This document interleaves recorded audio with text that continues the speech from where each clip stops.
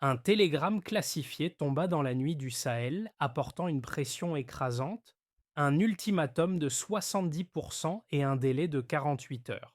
Pour Ibrahim Traoré et le Burkina Faso, cela n'était pas seulement un ultimatum financier, mais un test décisif de leur souveraineté. En quelques heures, une décision capitale devait être prise: céder aux exigences internationales ou résister au prix fort. Que représente réellement la souveraineté dans ce contexte tendu? La réponse d'Ibrahim Traoré sera celle de tout un peuple, ébranlant les fondations de la politique et de l'économie de la région. Ibrahim Traoré se trouve à un carrefour décisif. Le Burkina Faso, un pays longtemps dépendant de l'aide extérieure et des concessions minières, se voit confronté à une décision historique: céder aux pressions internationales ou préserver sa souveraineté. Cette situation n'est pas seulement une question économique, mais une question de survie pour un peuple entier. Traoré a promis qu'il ne laisserait pas la nation se soumettre aux exigences extérieures. Le risque est évident: l'isolement diplomatique, une aggravation de la crise économique et des conséquences imprévisibles sur la stabilité du Sahel. Cependant, en refusant de se plier, Traoré ouvre la voie à une nouvelle ère pour le Burkina Faso, une ère où la souveraineté économique et politique pourrait redéfinir les relations de pouvoir dans la région. Le pari est audacieux, mais la récompense pourrait être immense. Le télégramme classifié n'était pas qu'un simple message administratif. Il portait en lui une menace directe. En deux chiffres, 70% et 48 heures, il transformait une situation complexe en une question de survie immédiate pour le Burkina Faso. La tension dans le palais de Ouagadougou était palpable. D'un côté, un pays en proie à des dettes anciennes et à des concessions minières inéquitables. De l'autre, un dirigeant décidé à résister à une pression internationale qui semblait inéluctable. Ibrahim Traoré, bien que jeune, savait que cette décision allait marquer l'histoire de la nation. La première révélation est apparue dans les premiers moments de la réunion secrète. Ce n'était pas uniquement une question d'or, mais d'une multitude d'accords implicites qui liaient le Burkina Faso à des puissances extérieures. Traoré s'était préparé à cette bataille bien avant l'ultimatum. Il avait demandé que chaque conseiller, qu'il soit économiste, ingénieur ou juriste, décompose la situation sous tous ses angles: économique, géopolitique et stratégique. Il fallait comprendre que cette décision ne concernait pas seulement l'économie burkinabé, mais aussi le rôle que le pays pourrait jouer dans l'équilibre du Sahel. Dans cette atmosphère tendue, un dilemme s'était imposé. Céder à la demande internationale signifiait un affaiblissement permanent de la souveraineté nationale. Refuser, en revanche, risquait d'isoler le Burkina Faso et de faire basculer l'équilibre régional. Le temps était compté et chaque action pourrait avoir des conséquences irréversibles. Ibrahim Traoré n'était pas seul face à ce dilemme. Dans la salle fermée du palais, quatre voix s'élevaient, chacune apportant un éclairage essentiel sur la situation. La première, l'économiste, soulignait les dangers d'un accord précipité. Elle expliqua que le Burkina Faso risquait de perdre le contrôle sur ses propres ressources, créant ainsi un vide économique et politique que d'autres acteurs extérieurs seraient prêts à exploiter. Ensuite, l'ingénieur des mines, habitué aux concessions complexes, mit en lumière la vulnérabilité des sites aurifères. Des informations sensibles risquaient même de fuir vers des entreprises étrangères, augmentant le risque de déstabilisation. La juriste formée localement rappela que les contrats miniers de longue date contenaient en des clauses qui pouvaient être utilisées pour défendre la souveraineté du pays. Enfin, l'officier des zones sensibles alerta sur les signes de tension croissante dans le nord du pays, où des mouvements inhabituels se produisaient. Les quatre figures du palais s'accordaient sur une idée centrale: une réponse trop lente pourrait entraîner une perte de contrôle totale. Mais ce qui frappait le plus dans cette réunion, c'était la fermeté d'Ibrahim Traoré. Il n'était pas là pour céder. Il demandait une analyse complète de chaque facette de la crise, et ces questions perçaient l'incertitude du moment. Soit nous tenons notre ligne, soit nous perdrons notre futur, avait-il déclaré, marquant ainsi la direction à suivre. Cette décision allait au-delà de la politique. Elle touchait au cœur même de la souveraineté du Burkina Faso. Le matin suivant, la décision de résister à l'ultimatum international était prise. Le Burkina Faso entrait dans une phase de tension inédite. Dès l'aube, les premières actions furent lancées. Dans le calme relatif de Ouagadougou, des ordres furent donnés pour verrouiller les sites miniers stratégiques. Les premières unités militaires se déplacèrent vers l'ouest, là où se trouvent les plus grandes mines d'or. En quelques heures, les accès aux sites furent fermés et les équipes étrangères furent sommées de suspendre toutes leurs activités. Le message était clair, le pays ne céderait pas. À l'international, la réaction ne tarda pas. Les puissances occidentales, habituées à avoir une mainmise sur les ressources du pays, commencèrent à exprimer leurs préoccupations. Des diplomates en provenance de Paris, Londres et Washington appelèrent immédiatement le gouvernement burkinabé. Mais Ibrahim Traoré était prêt. Il savait que la résistance entraînerait une isolation diplomatique, mais il était également conscient que cette décision pourrait renforcer l'indépendance du Burkina Faso à long terme. Le pays, jusque-là pris dans un enchevêtrement de dettes et de concessions minières, était en train de prendre un chemin risqué mais nécessaire. L'isolement économique et diplomatique semblait inévitable, mais Traoré croyait fermement que cette épreuve forgeait l'avenir du Burkina Faso. De son côté, la population commença à sentir les premières vagues du changement. Les marchés financiers réagirent immédiatement à l'annonce de la décision du gouvernement.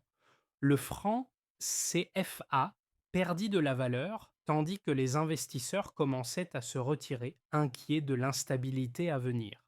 Cependant, à l'intérieur des frontières, un autre phénomène se produisit. La solidarité nationale se renforça. Dans les rues d'Ouagadougou, des groupes de jeunes se mirent à organiser des rassemblements pour soutenir la position du gouvernement. Le message de Traoré était clair.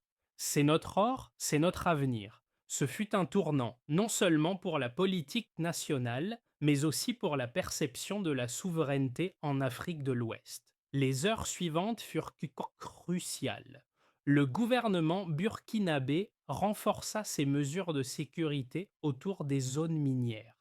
Chaque décision semblait précéder la suivante, les mouvements militaires et les démarches diplomatiques s'enchaînant à un rythme effréné. Traoré, désormais au cœur de cette tempête, ne montrait aucune hésitation. Il savait que cette résistance définirait l'avenir de son pays et qu'aucune option n'était sans risque. En fin de journée, le président burkinabé s'adressa brièvement à la nation, affirmant qu'il n'y avait pas de retour en arrière possible. Le Burkina Faso venait de franchir une ligne de non-retour. La journée suivante apporta des chiffres qui confirmèrent la gravité de la situation. Les premières mesures économiques furent rapidement prises pour évaluer l'impact de la décision. Le taux de change du franc CFA, la monnaie du pays, chuta de 2,5% par rapport aux principales devises internationales, en particulier l'euro et le dollar américain. Cette dévaluation immédiate reflétait la nervosité des marchés financiers qui craignaient une instabilité prolongée au Burkina Faso. Cependant, ce chiffre, bien que significatif, ne racontait qu'une partie de l'histoire. Les projections à court terme prévoyaient une contraction du PIB de 3,2% dans les 6 mois suivants, principalement en raison de l'isolement économique et de la suspension des exportations d'or. Mais une autre donnée, plus pertinente, émergea rapidement. La production minière du pays, qui s'élevait à 85 tonnes d'or par an, représentait près de 10% du PIB national. En reprenant le contrôle des concessions minières, le gouvernement burkinabé s'assurait non seulement d'une indépendance économique accrue, mais également d'un levier financier important pour l'avenir. Les experts locaux estimaient que la nationalisation partielle des sites miniers pourrait, à terme, augmenter les recettes publiques de 22% sur les 3 mois suivants. Cette perspective, bien que modérée, représentait un tournant pour le pays. Le contrôle des ressources naturelles permettrait au Burkina Faso de diminuer sa dépendance aux financements étrangers, en particulier ceux provenant des grandes puissances occidentales et des institutions financières internationales.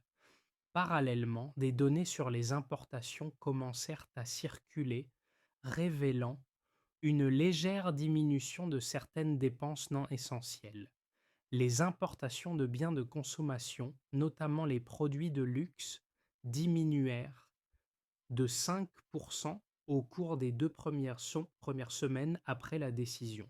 Ce changement, bien que modeste, signalait une prise de conscience croissante au sein de la population burkinabé quant à la nécessité de rationaliser les ressources et de soutenir l'économie locale. Une autre donnée cruciale porta sur la production d'or à court terme.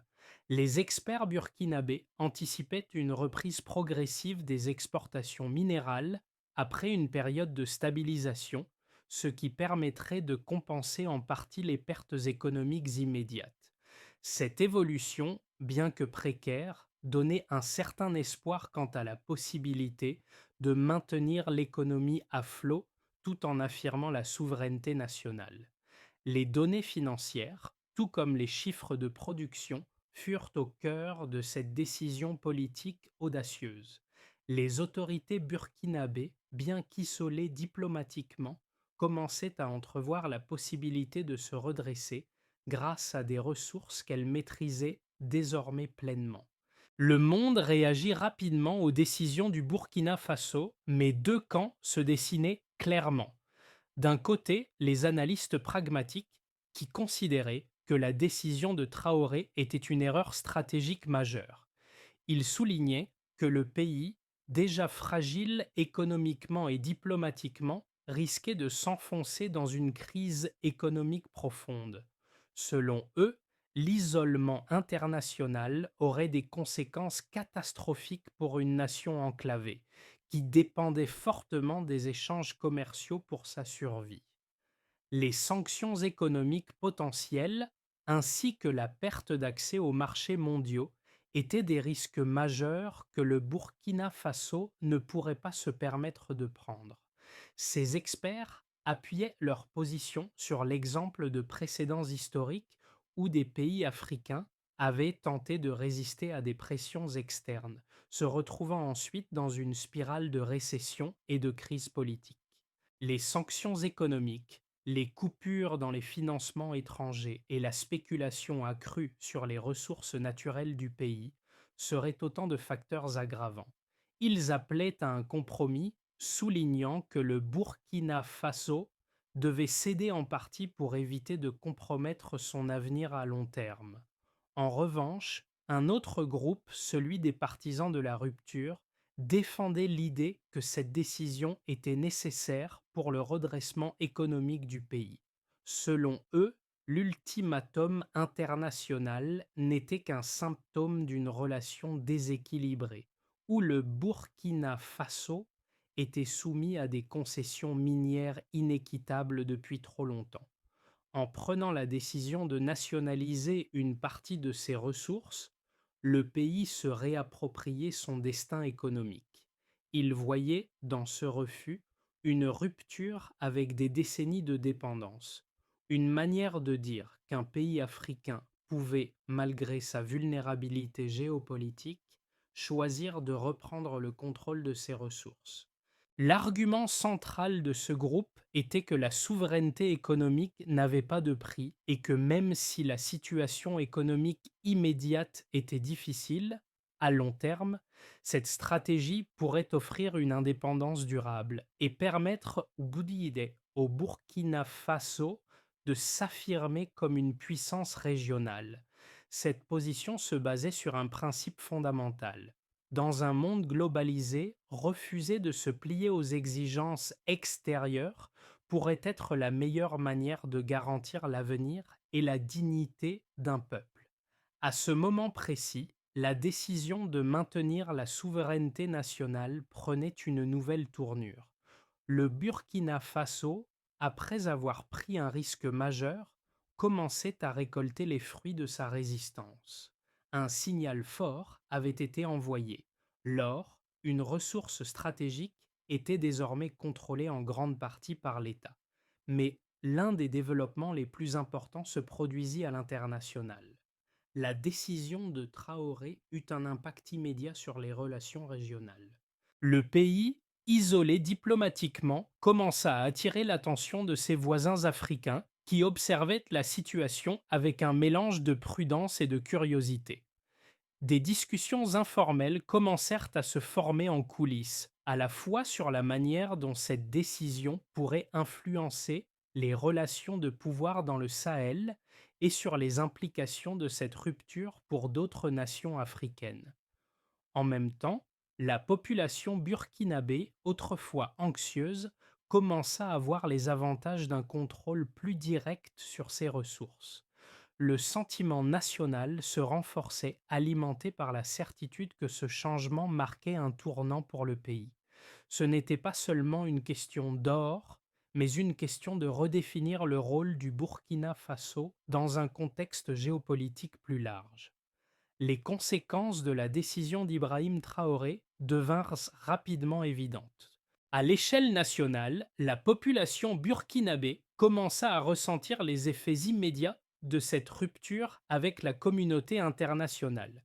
Le pays se retrouva plongé dans un isolement économique qui eut des répercussions sur la vie quotidienne des citoyens. Le marché de l'or, un pilier économique majeur, se transforma en un secteur fortement contrôlé par l'État, tandis que les importations commencèrent à se resserrer. Des pénuries de biens essentiels tels que le carburant et certains produits alimentaires frappèrent les étals des marchés. Mais en parallèle, un phénomène intéressant commença à émerger, une forme de solidarité nationale plus forte, avec une prise de conscience croissante de la nécessité de se soutenir mutuellement pour traverser cette période difficile. L'impact immédiat se fit également sentir sur les finances publiques. Le pays, bien que plus indépendant sur le plan des ressources, dut faire face à une contraction significative de son PIB. Une baisse de 3,5% du produit intérieur brut fut enregistrée au cours du premier trimestre suivant la décision. Cependant, cette perte à court terme était contrebalancée par des signes positifs dans certains secteurs clés. La nationalisation partielle des ressources minières permit au gouvernement de récupérer une partie des revenus miniers et la production d'or, bien que ralentie, commença à générer de nouvelles recettes. La région, elle aussi, perçut un changement dans le climat géopolitique. Les voisins du Burkina Faso, autrefois inquiets de l'isolement du pays, commencèrent à adapter leur propre stratégie en matière de ressources naturelles. Les tensions politiques entre pays du Sahel se renforcèrent alors que certains gouvernements observaient de près les implications de la souveraineté économique du Burkina Faso. À l'international, les investisseurs étrangers commencèrent à se retirer massivement, préoccupés par l'instabilité croissante. Cependant, cet exode de capitaux ne signa pas la fin des ambitions du pays. Bien au contraire, le gouvernement burkinabé lança plusieurs initiatives pour attirer de nouveaux investisseurs, en particulier ceux issus de pays non occidentaux, qui semblait le plus ouvert à des partenariats avec le Burkina Faso dans ce contexte de transition économique. Au fil des mois, la situation géopolitique du Burkina Faso se stabilisa peu à peu et la nation commença à entrevoir un avenir plus autonome, loin des influences extérieures. Le message était clair, Le pays avait choisi de tenir bon malgré les conséquences immédiates pour garantir son indépendance à long terme. Dans les 6 mois suivant la décision d'Ibrahim Traoré, plusieurs trajectoires pouvaient se dessiner, chacune apportant des défis, mais aussi des opportunités pour le Burkina Faso. D'abord, on peut imaginer une trajectoire de consolidation de la souveraineté où le Burkina Faso maintiendrait sa ligne face à la pression internationale. Dans ce scénario, la nationalisation des ressources minières renforcerait les finances publiques et l'indépendance économique du pays. Le pays pourrait également mettre en place des partenariats avec des pays non occidentaux, comme la Chine ou d'autres nations africaines, qui offriraient des alternatives aux circuits financiers traditionnels. Le principal défi serait d'atténuer les effets de l'isolement, notamment en diversifiant les sources d'approvisionnement et en mettant en place des politiques internes pour contrer les pénuries de biens essentiels. Ce scénario offrirait au Burkina Faso une chance de se redresser progressivement, mais il faudrait que les autorités maintiennent un équilibre fragile entre indépendance et stabilité économique. Ensuite, on peut envisager une trajectoire plus optimiste fondée sur une mutualisation régionale. Dans ce cas, le Burkina Faso, en repoussant la pression extérieure, pourrait inciter ses voisins du Sahel à adopter des politiques similaires de souveraineté économique. Ce scénario pourrait conduire à une coopération accrue entre les pays de la région, formant une sorte de bloc économique indépendant. Cette alliance pourrait renforcer la position de chaque pays dans le commerce régional et réduire la dépendance aux puissances occidentales. Le Burkina Faso, en tête de ce mouvement, pourrait devenir un modèle de souveraineté pour d'autres nations africaines. Cependant, un tel scénario nécessiterait une stabilité interne et une gestion efficace des ressources, ainsi qu'un soutien diplomatique et militaire régional pour faire face à d'éventuelles attaques externes. Enfin, une trajectoire plus pessimiste pourrait voir le Burkina Faso confronté à une pression croissante de la part des puissances internationales, accompagnée de sanctions économiques et diplomatiques sévères. Le pays pourrait se retrouver isolé avec des répercussions importantes sur son économie, notamment une réduction du PIB de 5% ou plus. Dans ce scénario, les pénuries de produits essentiels s'intensifieraient, ce qui pourrait entraîner des troubles sociaux et une montée de l'instabilité politique. La perte d'accès aux marchés internationaux pourrait également entraîner une fuite des capitaux et une érosion de la confiance dans la monnaie nationale. Si ce scénario devenait réalité, il pourrait conduire à des choix difficiles pour Ibrahim Traoré et son gouvernement: maintenir la résistance ou céder à une partie des exigences internationales pour préserver l'avenir économique du pays. Ces trois trajectoires diffèrent, mais elles reposent toutes sur la gestion des ressources, la stabilité interne et la capacité à naviguer dans un environnement géopolitique complexe. Le choix du Burkina Faso dans les mois à venir sera crucial pour déterminer quel futur attend le pays. Le défi auquel Ibrahim Traoré et le Burkina Faso faisaient face n'était pas seulement une question de politique internationale ou de stratégie économique. Il s'agissait de toucher directement la population, de la convaincre que cette résistance, bien que coûteuse à court terme, garantirait un avenir plus stable et souverain. À Ouagadougou et dans les autres grandes villes, les gens commençaient à percevoir la décision du gouvernement non seulement comme une mesure politique, mais comme un acte de défi et de dignité. Les discussions dans les rues, les cafés et les places publiques reflétaient cette prise de conscience croissante. Le peuple burkinabé devenait une partie intégrante de la lutte pour l'indépendance nationale. Le soutien populaire était primordial, car il offrirait une légitimité au gouvernement face aux pressions extérieures.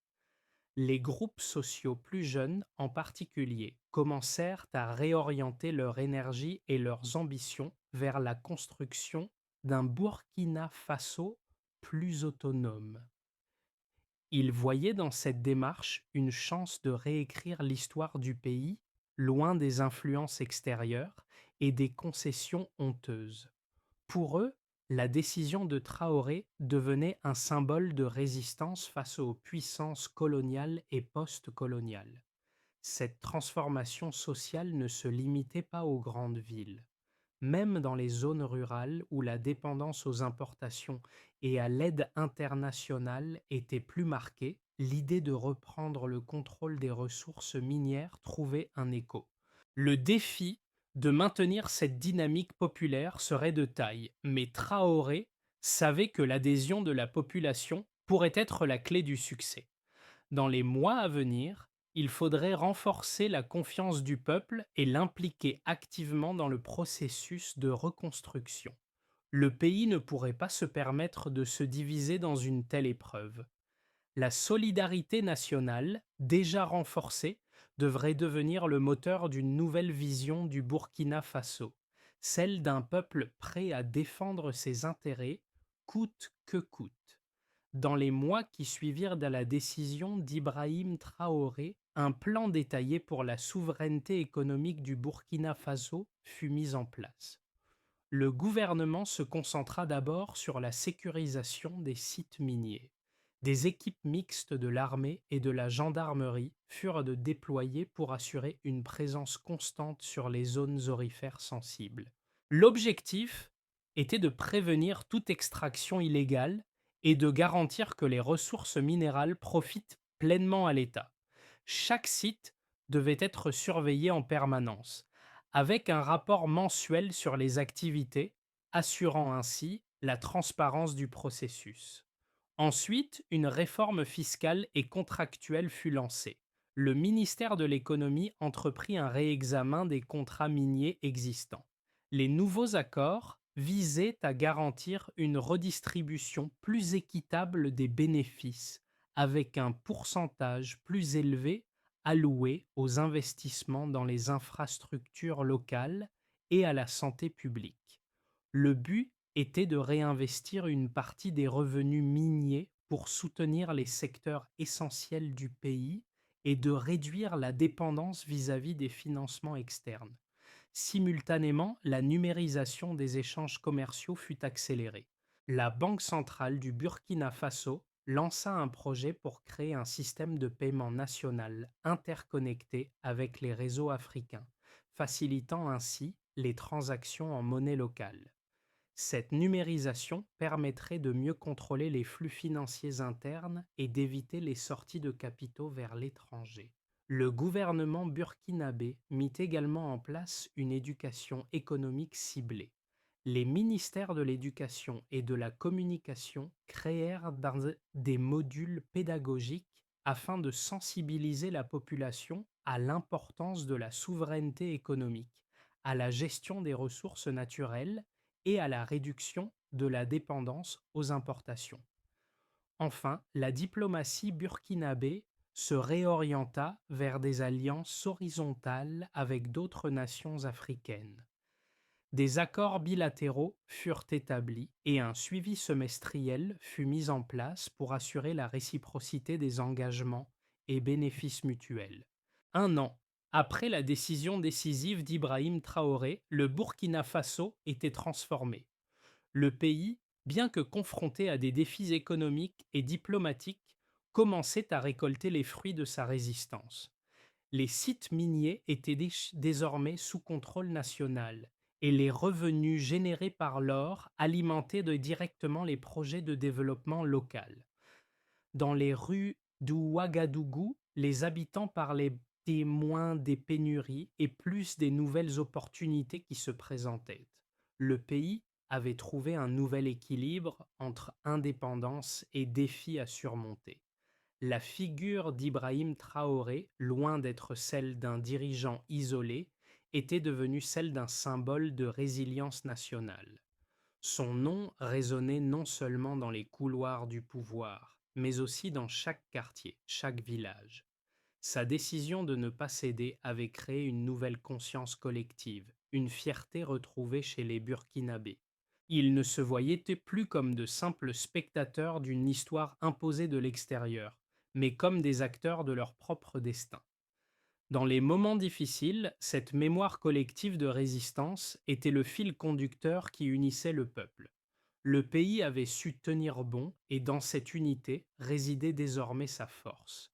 Ce n'était pas seulement la souveraineté nationale qui avait été préservée, mais aussi l'espoir d'un avenir meilleur, forgé de la volonté commune de ne jamais se soumettre. Le Burkina Faso, en dépit des défis qu'il a traversés, est un exemple de détermination et de souveraineté retrouvée. Aujourd'hui, plus que jamais, il est temps de réfléchir à la manière dont chaque pays, chaque peuple peut, à son tour, revendiquer son droit à l'indépendance économique et politique. Le Burkina Faso n'est plus simplement un observateur dans un monde dominé par les grandes puissances.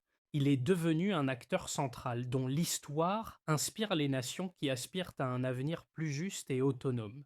Le chemin n'est pas facile, mais il est possible. C'est une leçon que les Burkinabés nous ont enseignée. Résister aux pressions extérieures, c'est aussi se donner la chance de construire un avenir basé sur les valeurs de souveraineté, de solidarité et de résilience. À tous ceux qui croient que le changement est possible, le Burkina Faso vous montre la voie. C'est une histoire de lutte, mais aussi d'espoir.